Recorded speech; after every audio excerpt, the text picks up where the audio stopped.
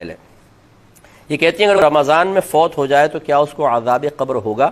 دیکھیں حدیثیں یہی کہتی ہیں کہ جو رمضان میں فوت ہوا اس پر سے عذاب ہٹا لیا جاتا ہے، عذاب قبر اسے نہیں ہوگا۔ اب بعض اوقات ایسا ہوتا ہے کہ کوئی بہت زیادہ گنہگار ہیں معروف، وہ رمضان میں فوت ہو جائے تو ہمارے لوگ وہی بات کہ وہ سمجھتے ہیں کہ شاید اس کی کثرت سے گناہ کی وجہ سے، اعلانیہ گناہ کی وجہ سے اللہ تعالیٰ پر یہ ایک ایسا اثر مرتب کر چکا ہے کہ اللہ اس سے ناراض ہو چکا ہے اور اب اس کی بخشش مغفرت ہو نہیں سکتی۔ اب جب اس قسم کی حدیثیں ذکر کی جاتی ہیں جی رمضان میں اگر کوئی فوت ہو جائے عذاب قبر نہیں ہوگا، بولتے ہیں کہ یہ کیا بات ہوئی، ساری زندگی گناہ کر رہا ہے پھر بھی کچھ نہیں ہوگا، تو بھئی آپ کون ہوتے ہیں؟ آپ کی جیب سے کوئی پیسے نکال رہا ہے وہ،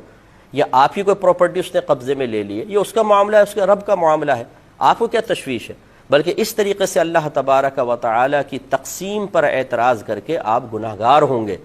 آپ نے نیک عمل کر کے کون سا کمال کر لیا؟ یہ آپ کا کمال نہیں، یہ اللہ تبارک و تعالیٰ کا کرم ہے کہ اس نے آپ کو بے شمار گناہوں سے بچایا ہوا ہے، تو یہ ہمارا کوئی کمال نہیں ہے۔ اس طرح اس شخص نے اگر گناہ کیے ہیں تو اللہ تبارک و تعالیٰ نے اپنے عدل سے اسے نفس و شیطان کے حوالے کر دیا اور لڑنے کا موقع فراہم دیا، وہ شکست کھا گیا، اور آپ کو اللہ نے اپنے فضل سے نفس و شیطان کو مغلوب کر کے عبادات کی توفیق عطا فرمائی۔ دونوں جگہ، ایک جگہ عدل ہے ایک جگہ فضل ہے، لہٰذا ہمارا کوئی کمال نہیں ہے۔ اس لیے کسی شخص کے بارے میں آپ یہ گمان نہیں کر سکتے ہیں کہ یہ ضرور جہنم میں جائے گا، اور اگر کوئی کہے کہ نہیں حدیث کے مطابق اس کی بخشش ہو جائے گی تو آپ اعتراض کرنا شروع کر دیں کہ بھئی کیوں بخشش ہو جائے گی؟ بھئی آپ کون ہوتے ہیں کیوں کہنے والے؟ آپ اگر یہ کہنا چاہتے ہیں کہ معاذ اللہ ثم معاذ اللہ، پھر تو یہ ناانصافی ہوگی کہ میں نیک عمل کر رہا ہوں، وہ گناہ کر رہا ہے، وہ بھی بخشا جائے میں بھی بخشا جاؤں، یہ تو اللہ تعالیٰ کی ناانصافی ہے۔ آپ کون ہوتے ہیں حکم لگانے والے اللہ تبارک و تعالیٰ پر؟ اس لیے وہ کتنا ہی گناہ گار اور پاپی ہو، ساری زندگی شرابیں پیتا رہے، ساری زندگی زنا کرتا رہے، اللہ تعالیٰ اس کے بندے کا معاملہ ہے۔ ہو سکتا ہے وہ شخص ایسی توبہ، موت سے پہلے ایسی توبہ کر چکا ہو کہ اللہ تعالیٰ اس کی سارے گناہ بخش دے، بغیر توبہ کے بھی مر گیا لیکن اللہ تبارک و تعالیٰ نے اس کو رمضان میں موت دے دی، اور کسی نے اس کے لیے دعا کر دی، اللہ تعالیٰ اس کے وسیلے سے بھی اس کو بخش سکتا ہے۔ میرے آقا صلی اللہ علیہ وسلم نے ارشاد فرمایا کہ میری امت گناہوں سمیت قبر میں جائے گی اور مغفرت شدہ اٹھے گی، اور اس کی وجہ بیان فرمائی لوگوں کی دعائیں مغفرت کی بنا پر۔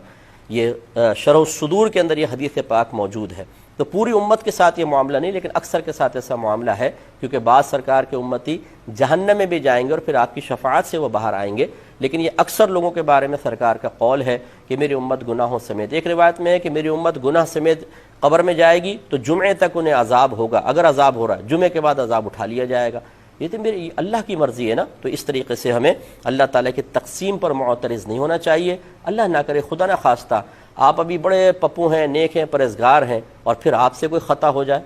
تو اب آپ اپنے بارے میں کیا کہیں گے کہ ضرور آپ کی گرفت ہونی چاہیے، ضرور آپ کو رسوا ہونا چاہیے، ضرور بری موت آنی چاہیے، ضرور عذاب قبر ہونا چاہیے، ضرور میدان معشر میں آپ کو ذلیل کیا جانا چاہیے؟ نہیں، اپنے بارے میں کیا گمان کریں گے؟ اللہ تعالیٰ بخش دے تو اس کی مہربانی ہے، تو بس یہ دوسرے کے بارے میں رکھیں، وہ ہمارا مسلمان بھائی ہے یا بہن ہے، اگر ساری زندگی گناہ بھی کرتے رہے اس نے ہمارا تو کچھ نہیں بگاڑا، نہ اللہ کا اس نے بگاڑا ہے، ہاں اپنا بگاڑا ہے، اب اللہ کی مرضی ہے چاہے تو بخش دے۔ اس طرح کسی کو مایوس کرنے کی حاجت نہیں ہوتی ہے، نہ اس طرح کی سوچ بنائیے۔